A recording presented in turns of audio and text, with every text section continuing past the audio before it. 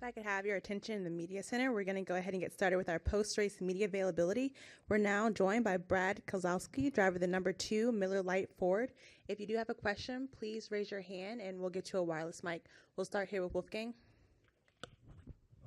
Brad, over here. I have a technical question. Maybe you can go ahead. Yeah, I can clear up some confusion from my side. We saw a lot of problems with other drivers with tires. First of all, how was your tire situation? And according to the media release of Goodyear, they give recommendation how much pressure you run in the tire. Is your team following this recommendation, or you make your own calculation for the tire pressure? Gunther, do you drive 45 mile an hour on a divided highway? Do you drive 45 mile an hour on a divided highway every time? Do you never go over the speed limit? Do you know American speed limits? Yeah, okay. Yeah. Then you might get the analogy I'm trying to say. There is not a single team following the Goodyear recommendations. So, yeah, I'm pretty sure that is just one of those things in the book. But so I think that answers that question. But the other question was about if whether changing the tire compound made a difference or if we could feel it. Is that what the other question was? Oh, yeah, we didn't have any issues. Yeah, we were really good. My understanding is the guys that had tire issues ran over debris, but I might be wrong. I don't know. I had limited vision in the car to be able to see that, Gunther. Or Wolfgang, sorry. My bad. I like Gunther. I've met a lot of Gunthers when I was in Germany, and now everybody's a Gunther. I'm sorry. Yeah, it is. It's very good. Justin Schuler, Speedway Media. Brad, you were up there on that final restart with a lot of playoff drivers around you. Obviously, Almirola trying to win his way in, Harvick trying to make sure he can point his way in. How do you kind of balance that late race aggression of trying to win the race, but trying to not ruin it for the playoff contenders? Shoot, I don't know. I'm the last person to ask about that. I think we had a shot to win the race, and I was going to do what I could. I felt like our car was in a really good spot. I feel like without that last yell, I could have ate those guys up and gone, but the last yell kind of ran off too many laps on me. I needed those laps to be able to get there, but our car was pretty strong, like you said, and I was really proud of that. We'll next to Chris. Chris Knight, CatchFence.com. Brad, we go to Homestead every year, the last several years, and it seems like that everybody's got to win in order to win the championship, but you run awfully good at Homestead. You're strong in the past. Should the championship forward can be concerned about your guys' potential there next weekend? Yeah, I mean, I feel like we've had a shot to win the last 4 of the last 5, and they just keep slipping through our hands. But we've certainly been right there, and I would expect similar in Homestead for sure. Do you have any other questions for Brad? Brad, Alex Rarick, Fanside. Did you think the new start-finish location had a bigger impact on this race than expected today? I didn't expect anything, so the answer would be no. But I do think it had a pretty good effect on the race with, the entering turn 1 on the old track, which is now turn 3. You just couldn't pass, and so this corner down here you can pass on a restart, and I think that changes the game a lot. Are there any other questions?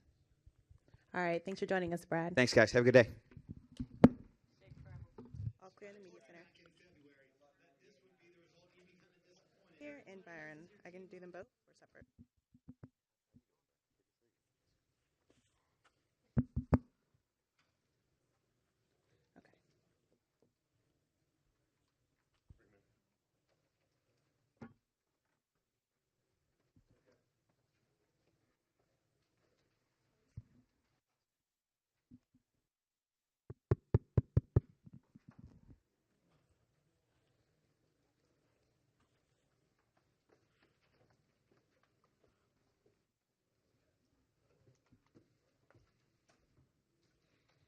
All right, if I could have your attention in the media center, we're now joined by our championship Ford driver contender, Kevin Harvick, driver of the number 4 Busch Light Ford, and our Sunoco Rookie of the Year, William Byron, driver of the number 24 Hertz Chevrolet.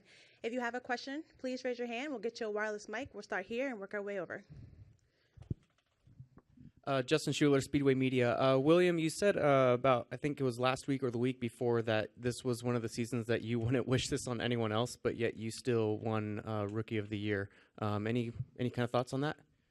Yeah, I mean, we haven't had very good runs, to be honest, the whole year. But this run, we kind of went a completely different direction with what we were doing and seemed to pay off. And, just kind of had a solid weekend other than qualifying. So got some damage there, but we were able to come back, I guess, and finish ninth. So that's decent, and going to Homestead next week. We're going to Jeff and then to Bob. Jeff Gluck from jeffgluck.com. Kevin, a comeback today that saved your season. Where would you rank this, and did you think that you had a chance when everything had gone wrong in that instant? I never really thought about it like that. I just thought about getting it. My main job was to try to get it back to the pits without crashing it into the wall or having a tire blow out and rip the fenders off. I felt it go down going into turn one, and just kind of tried to nurse it into turn three and back around. So I couldn't get down over there, and I just drug everything all the way around and drug the splitter off, and so it never really handled as good after that. But we've made some adjustments to our car and got ourselves back in contention there in the second stage, staying out, and it worked out okay. And we're also joined by Martin Truex Jr., driver of the 78 Auto Owners Insurance Toyota. Go ahead, Bob. Bob Hocker, ESPN. Kevin, what would you describe your emotion as? Relief, excited, the fact that you get to go vie for a title, or just another day, Bob? It's not just another day. It was a day where you could have been knocked out of the championship. You don't do anything different. I would prepare no different next week if I was out as I would if I was in. So that's what I always tell you guys: win or lose, it's the same prep every week. Did we have any questions for William Byron? We'll go to Matt. Matt Weaver with Auto Week for William.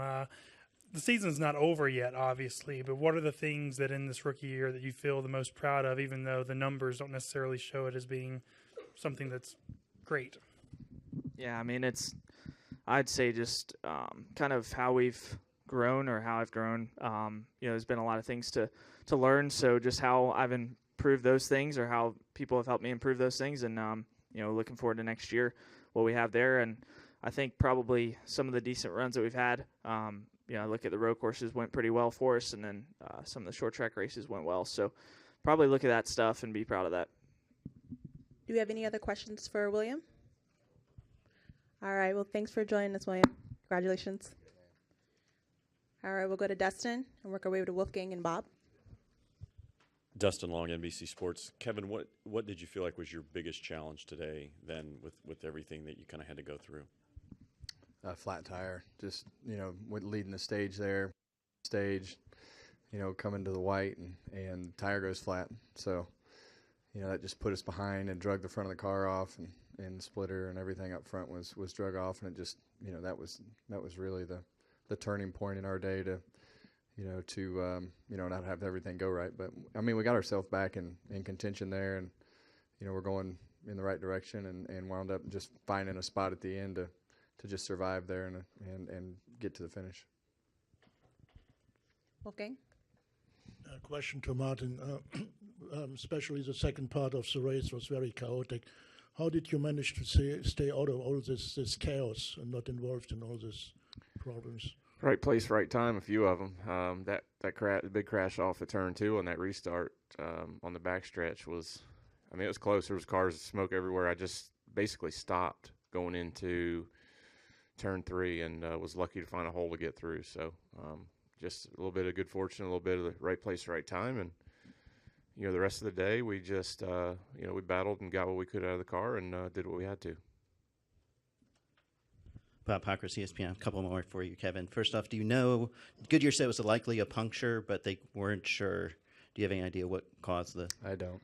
Okay. And on the restart with Kyle leading and Eric second and you third, did you feel your car was good enough that you had a chance to win, or did you feel like your championship bid was more on how Almirola was going to run? I just needed to get my car set on the bottom and try to get everything so that I could get a good exit off the corner, and that was really all I was worried about. Wolfgang? Another question, follow-up from Bob. Kevin, was his tire went down. You said already, when I understood it correctly, the splitter was damaged or broken or whatever. did you not was fearing when this tire went down, you had the tire problem, that maybe some more serious damage could be done to the suspension, for example? You know, in that instance, you just hope that the sway bar stays connected, and you know that's really the biggest worry. So I hadn't looked under the car and seen how bad it drug it all off, but it was good enough to keep going. So that was, and the sway bar was still hooked up, so that was the main thing. Jerry? Jerry Jordan, KickingTheTires.net and PRN. Martin, with everything that's happened with you this season, defending your championship, what does that mean to you with the changes that have happened? Well, it's exciting for us, I think, to be in this position again. This is our third trip to Homestead in 4 years, which I think is something we're all really proud of as a group, and obviously as going to be our last race together as a complete group. It's definitely going to be a special weekend, and all we can do is prepare the best we can and do the same thing that we've done down there before, and just try our best. That's all you can do at the end of the day. So we've got a great team. It's been an amazing ride together, and hopefully we can get down there next week and make our owners proud and just show our potential. We'll go up front to Lee. My question is for Martin. Oh, sorry. Go ahead. Sorry, Lee Spencer Racing Reference. Can you just tell us a little bit? I know you said it before about what Barney means to you, but seeing him out there today, it's almost bittersweet, talking to him with everything he's put into the organization, and to see it come from, basically nothing to a championship caliber team. Yeah, I mean, I think it's just really still kind of sinking in. I think for most of us, when you're in this doing this job and you're so focused on what you're doing, you kind of really just block out everything in the outside world. I mean, you just get so focused in, and it's we understand it's here. It's our last week, but it's cool that we're going to Homestead with a chance to win it in his last race. And I said out there on pit road that it's my 5 years there has been amazing. He's been a great guy to work for. Just thinking about all the people that he's given opportunities to over the years, and how some of those guys started in Colorado 12, 13 years ago working for him, and just a special group. It's been a special time. It's been a lot of fun, and he's just been a great guy to work for. I think Cole and the guys will tell you that he's given them everything they needed to be the best they can be, and the same for me. So that's been fun, and hopefully we can reward him next week. Oh, there's no question that it turned. Going there was the best thing I ever did. The first year, you'd thought I thought I was probably about to get fired, and then we turned it around. So yeah, definitely been an exciting 5 years for sure. Go ahead, Martin. With the last stage having 2 red flags and multiple cautions, now you've been to Homestead many times, but is that as difficult of a final stage at Phoenix as you can remember, even if you weren't necessarily involved, just to have to get through all that? Not really. I mean, it was pretty straightforward for us. I mean, by that point, we were in pretty good shape. So, we were just trying not to put ourselves in too bad of a spot, and just trying to get to the end. Dustin? Dustin Long, NBC Sports. Kevin, what was it like to work with Tony in this way, since you guys hadn't done that before? Yeah, really, the biggest thing that Tony brings is just a ton of experience. Obviously, a familiar face to the NASCAR officials, and he's been with Stuart Haas for a long time and worked with all those guys and worked with everybody in the shop. So, he's very calm sitting up on the pit box, unless he's winning the Daytona 500. Yeah, then he gives us something that we all remember. But, for the most part on the radio, he was just dead calm all weekend and just, pretty laid back with everything. And everybody just did their job. So, the thing you got to remember is those guys have all been together for 5 years. And, there's the internet works well from Phoenix to North Carolina as well, too. So, Are there any other questions? We'll go over to the side.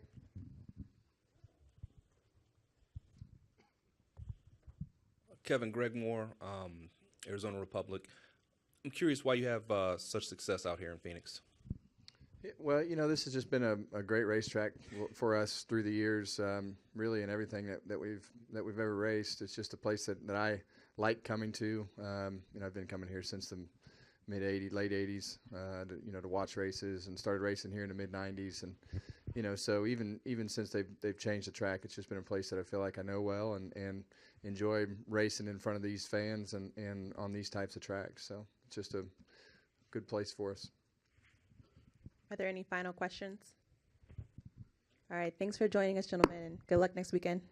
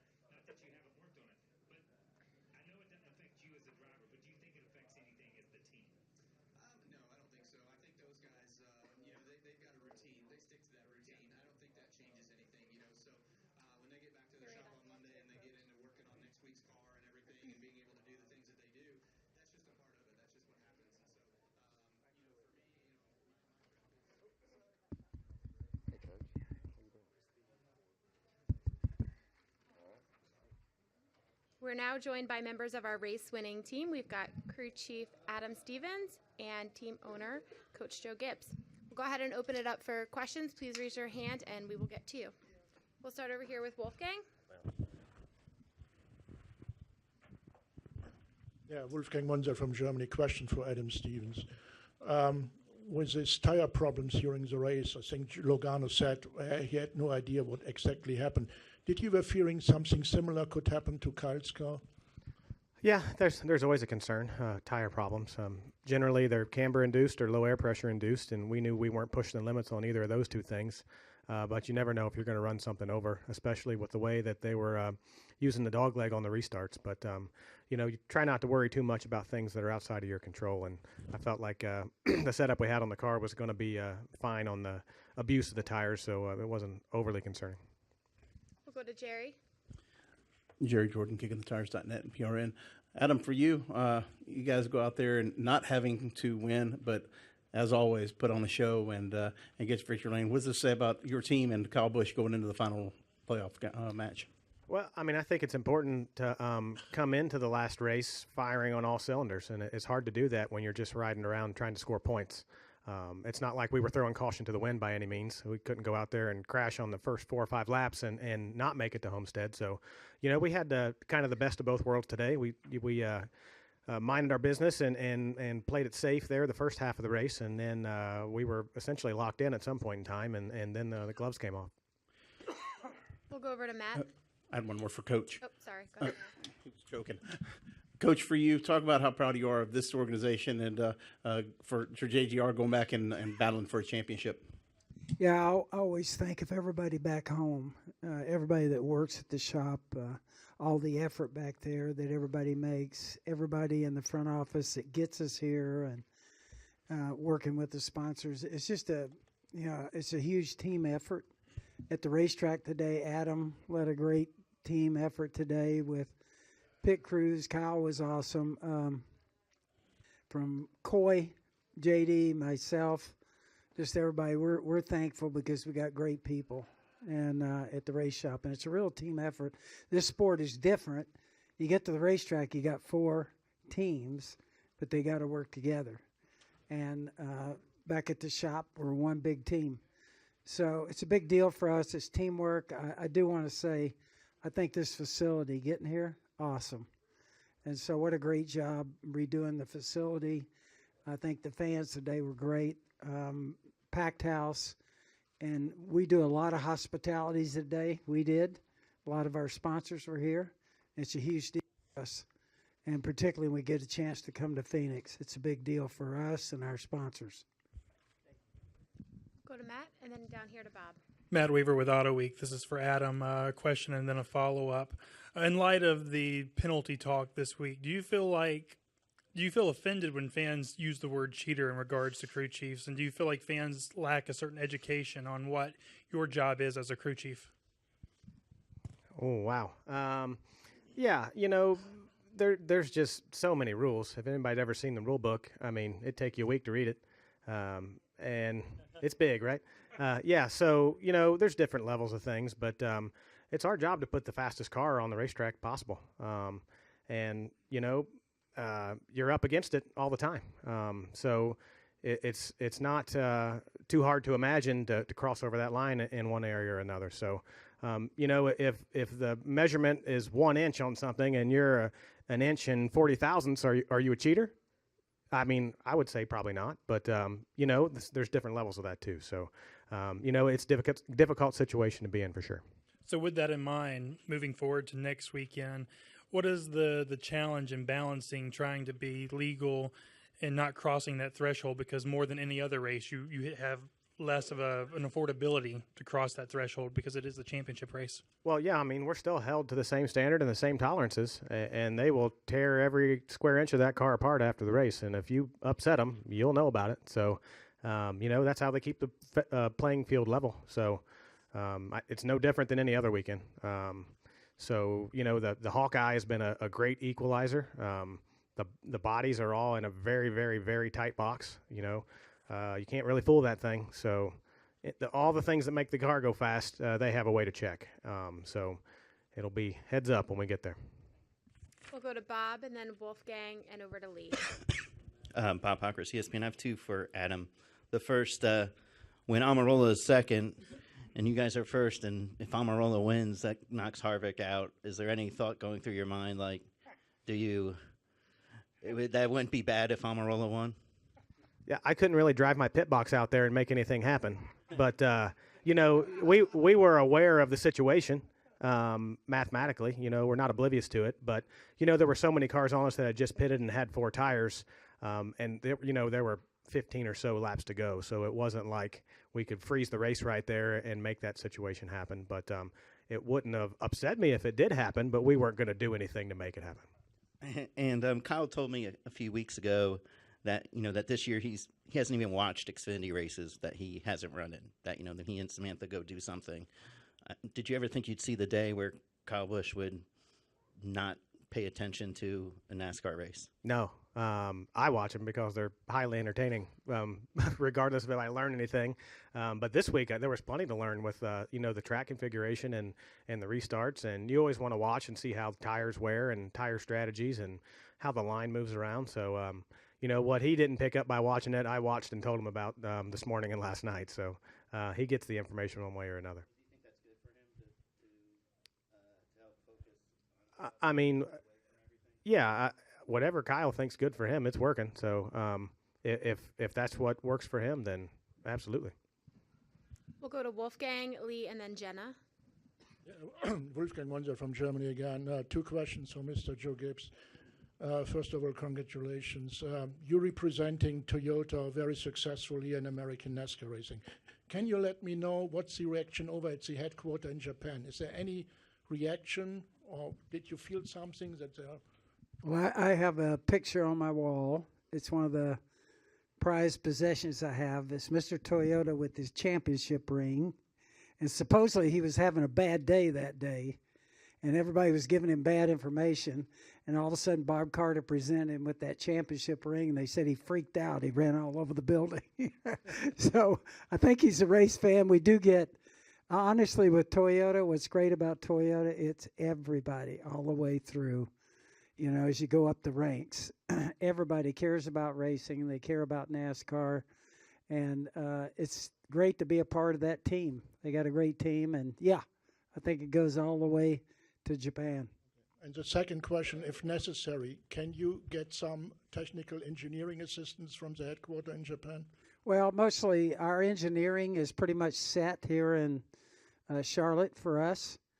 But I will say this, Toyota's a technical company, and at times they do assist at different times with engineering. But most of our engineers are all situated right here in Charlotte, and this is where they live. We'll go to Lee and then back to Jenna.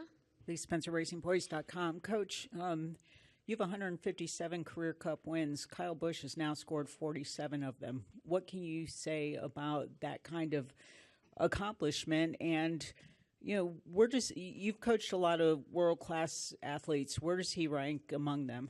Well, it's interesting you bring that up, you know, because last week we had a discussion and we were talking about getting prepared for the playoffs and everything. And the thing that I've noticed, both in the two sports I've been in, football and racing, there's great athletes. A lot of guys want to be a part of the team. Some guys just being on the team is good enough. And then you have some people, when they put the helmet on game day, I've had it in football, and I'll say this, Kyle Busch over here, when he puts the helmet on, I've never seen him once where it wasn't totally intent, and you guys have all watched him. Every week he's after it. If something's in front of him, he's going for it. And it's just, I think you can have a lot of great athletes in a sport, but a few of them can stand out in that way, and I think Kyle's one of those that does. Go to Jenna. Jennifer, AP. Adam, the 18 and the 4 have been the two best cars all season. 8 wins. You guys go head-to-head next week for the championship. Does it mean anything to take that final step to say we're better than the 4 this year? Is that any sort of motivation? No, I mean, there's really no measuring stick for me compared to other teams. You know, the job that we set out to do is to win the championship, and to do that, you got to beat them all. For certainly part of that group and part of the group next week, and that's what we intend to do. Are there any further questions? All right. Thank you, gentlemen. Good luck.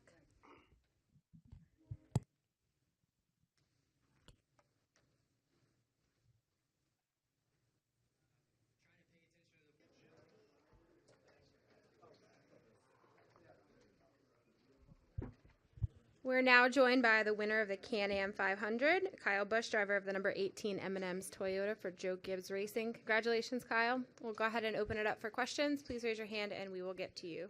We'll start over here with Jerry. Jerry Jordan, KickingTheTires.net, PRN. Kyle, you didn't have to go out there and win that race, but in true fashion, you put a show on. And how good does it feel to go into Miami with a win and momentum? Yeah, it certainly feels really good. I mean, it's better if you got a shot to win to go ahead and win than to not. So obviously, just the beginning of the race was not quite as good as we wanted it to be. We kept working on the car all day long, kept making it better. It was super good and strong on those restarts, and we were able to kind of pick some guys off and get ourselves farther up towards the front. Wasn't sure what all was going to happen there with that. We came to pit road under green, and then the caution came out, and then being a lap down, all that. I thought that kind of ruined our chances for being able to have a win today. But overall, just a lot of crazy things happened there at the end and got us in position to where we could capitalize on that. And feels good to go off into next week with a win under our belt and hopefully do it again. And a follow-up. One of the things that hadn't been talked about too much by the drivers is Victory Lane. What was that like, the new reconfigured Victory Lane with all the fans there and that interaction? Yeah, it was good. There's obviously, a lot of heckling, but it's positive heckling. They're just chanting and telling you they love you and, all kinds of other things. So it's entertaining at times, but while you're trying to do a job and talk to people and have interviews and things like that, they're screaming in your ear, and so you just kind of got to figure out how to tune that out sometimes. Yeah, I mean, the setup was nice. Overall, where the guys, where all of us kind of stand, where the photographers are, we need multiple levels. So like we can put guys down front or sponsor guests down front. So then there's multiple levels so people can be seen. That's my suggestion. Fix it. I don't know why people don't ask me what we need in Victory Lane. I go to enough of them. Like, just ask me what we need. All right, I'll fix them. We'll go to Jeff, back to Wolfgang, then down here to Lee. Jeff Gluck from jeffgluck.com. So on NBCSN, you said that it did cross your mind that if Almirola wins a race, it eliminates Harvick. As somebody who would never let even your son win a race, I'm curious how much that did cross your mind. Did you think, this might not be the worst thing here? Like, can you go into that a little bit? Well, I mean, yeah, it crossed my mind, and having him alongside of me for a restart, you always got to think about who you're restarting against and what their objectives are and what their agenda is. So, obviously having the restart with Almirola next to me, I figured he's going to try to do some things. So you've got to be ready for some of those moments and what's going to happen. But overall, I just knew that if I got a good restart and just got myself out front and got clear, that I could go away and not have to race any of those guys and worry about that. So, I was just kind of contemplating if he got by me and got in front of me, then what's next, But my first and foremost is just go away.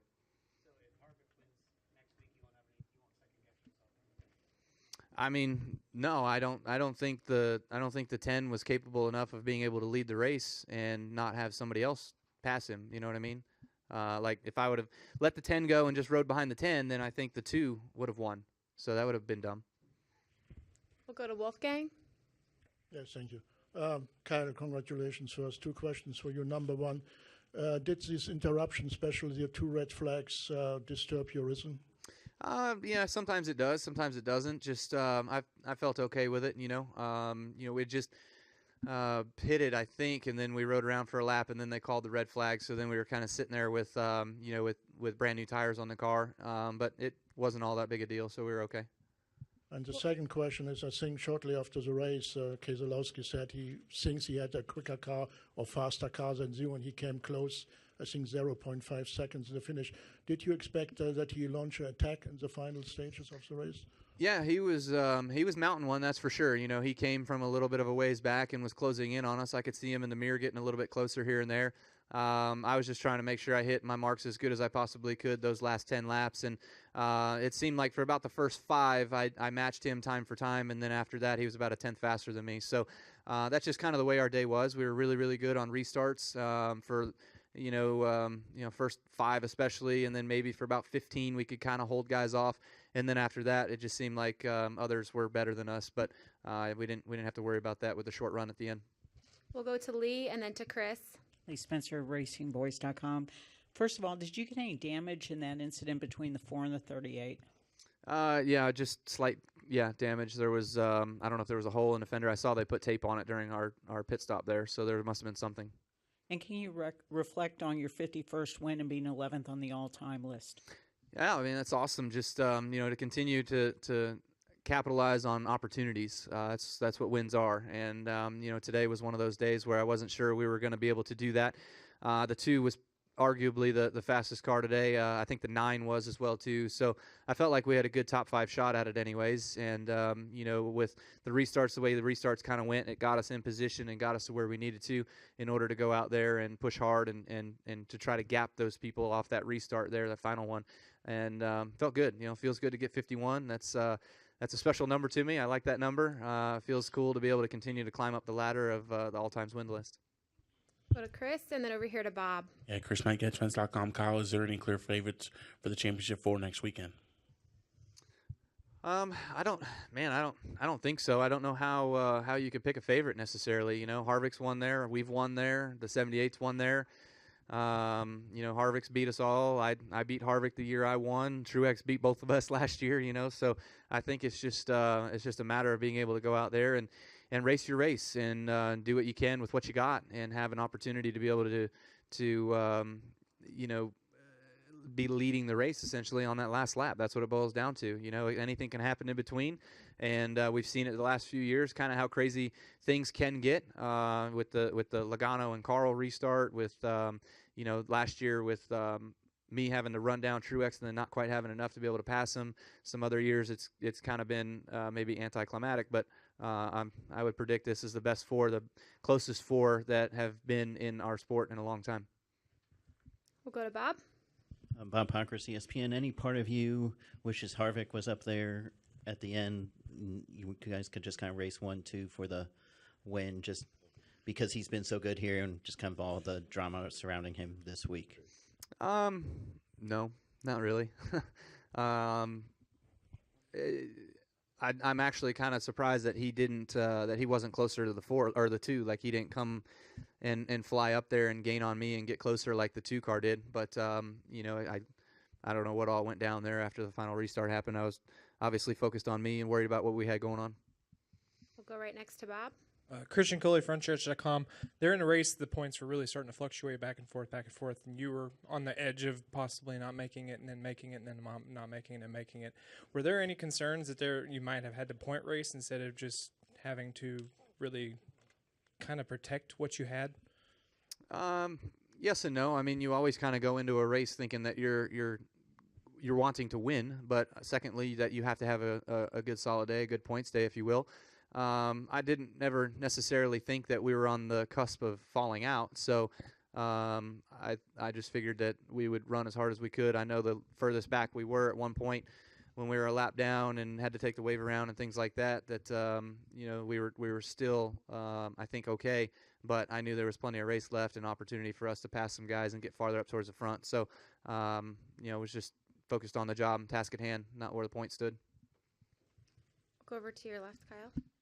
Kathy Brown, pitting outside the box.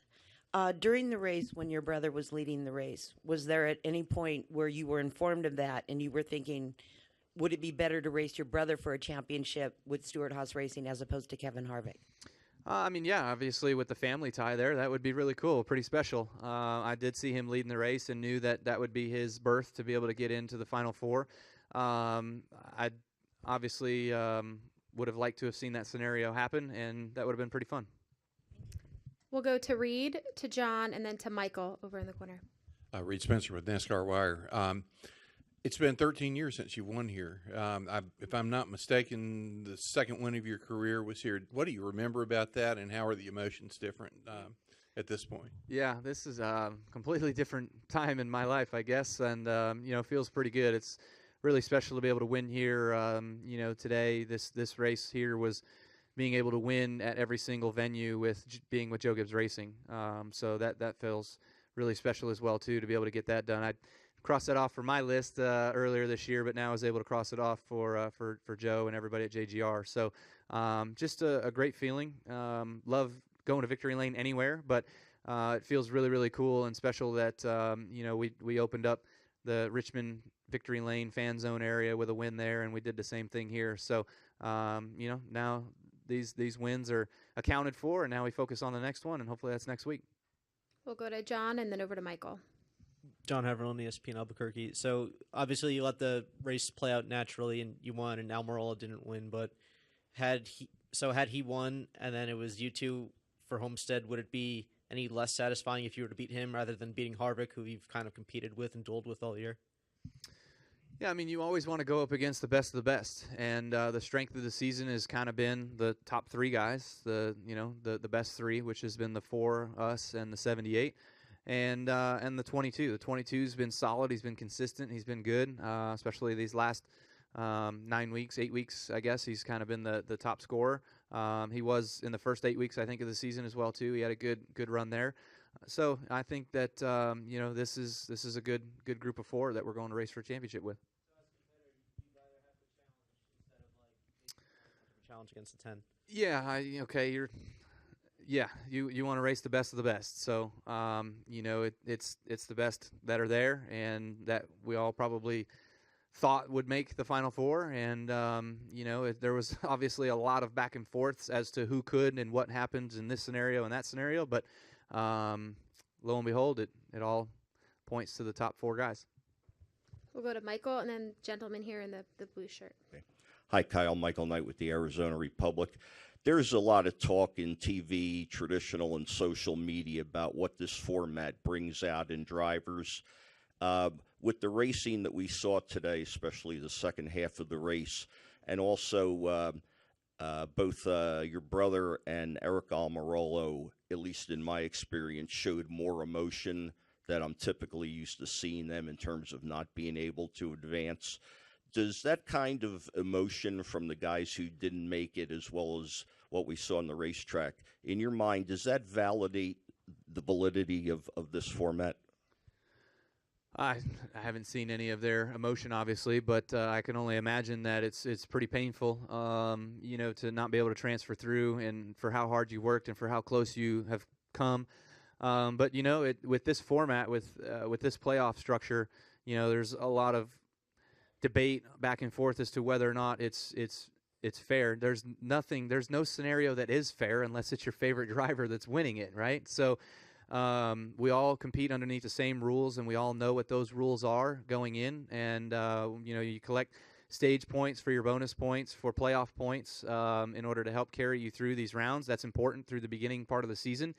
And that's where some of the guys made their bread and butter. For us, for instance, we struggled last week at Texas and weren't able to get back or recover from being 2 laps down until way late in the race after it didn't mean anything anymore. So in that instance, that we saved our season because of the way our season had gone. And everybody wants it to go back to 0 for everybody, so you got to be the best in that 3 races. I don't agree with that. So I think the format we have now is the absolute best scenario that you could have when you look at it across the board for the entirety of the year. We'll stay over to your left, Kyle, and then we'll come down here to Bob. Justin Schuler, Speedway Media. Kyle, I asked you on Friday if you were going to prefer or see a preference with the high line versus the low line on restarts. You didn't know, and then you saw the truck race, Xfinity race. You had a lot of restarts there at the front. You started both on the high side and the low side. Did you have a preference now from that experience? I liked them both. I'm good with either, whatever lane I'm in. Obviously there at the end I was just choosing the bottom.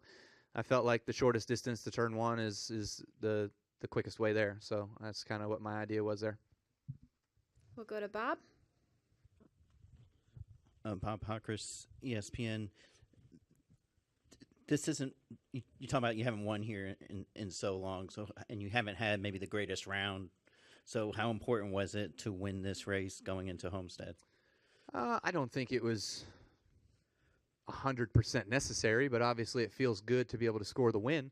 You always want to have good momentum on your side. I think this is the best thing for me, for our team, to be able to know that we're ready to go for next week, and we're as best prepared as we can possibly be.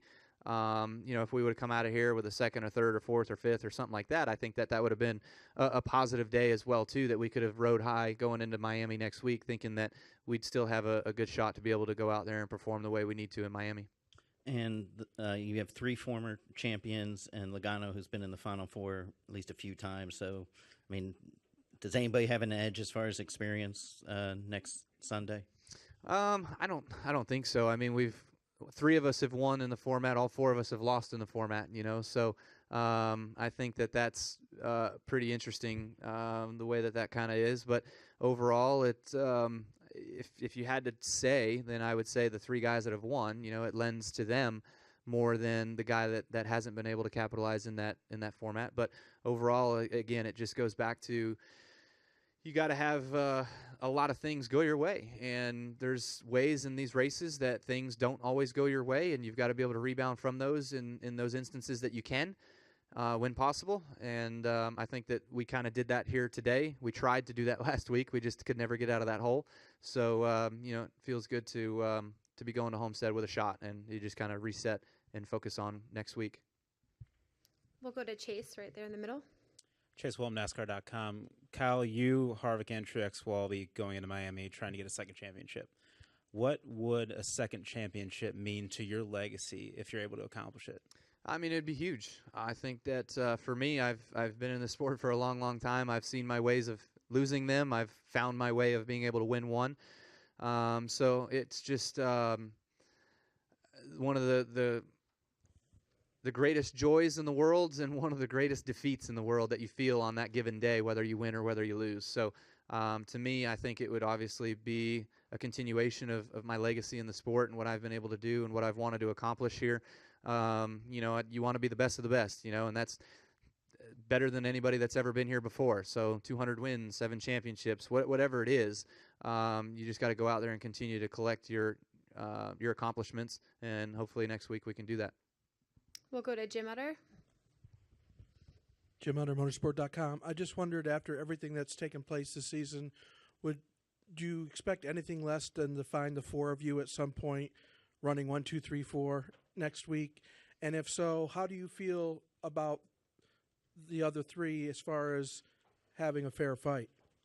Yeah, there's no question that there will be a point in next week's race that we will all be running 1, 2, 3, 4. It's happened every single time these last 4 years that I've been in the playoff race at Homestead, that all of us have been around one another at one point or another in the race. The long green flag runs tend to separate you a little bit more. I remember the year that 2015, the year I won, Jeff Gordon was out there, and we were all top 4, top 5, running right around one another, whatever. And over the course of that long green flag run that we had, I think Jeff kind of faded and fell back to like 8th or 9th or something like that, So those are the times in which, yourself and your team and your car and everything kind of brings itself to the forefront. So that'll kind of change the name of the game for who's got it and who ain't. Are there any final questions for Kyle? Sorry.